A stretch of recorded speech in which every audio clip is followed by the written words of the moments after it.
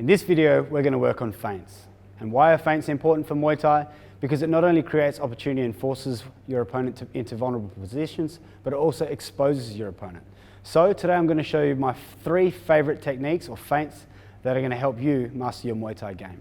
This is super important for people that start their sparring, but it is also great for people at a beginner level once they've polished the fundamentals to be able to practice and incorporate into their game.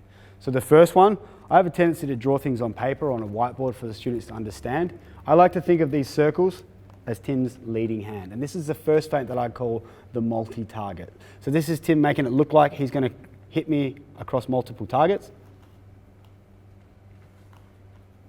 And what that could allow him to do is a right cross at any time. Boom, straight through the guard. Again, Tim, multi-target. And then he could finish with a left kick if he wanted. And we can extend the exercise. The second feint that I really love is what we call the circles. So I've got 2 different circles here because I've got a real round circle and a real tight circle, as you can see. Tim's leading hand moving in a circle.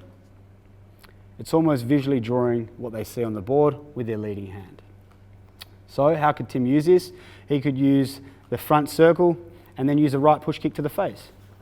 Or front circle, right cross left hook, and he can work off that, depending on however creative he would like to be.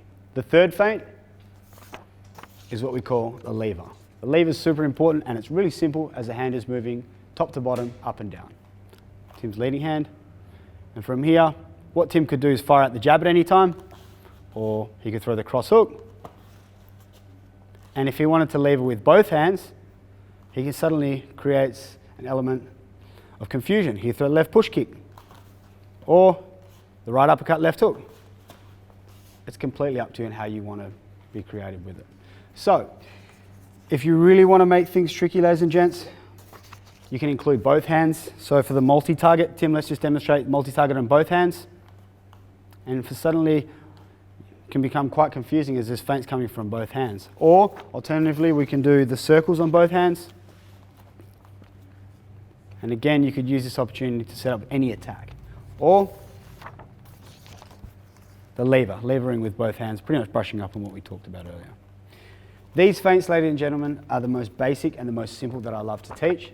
The more you practice them, the better you will get. The best way for you to practice them is to visualize these funny drawings that I've done on paper on a whiteboard and practice drawing them with your hand in front of you.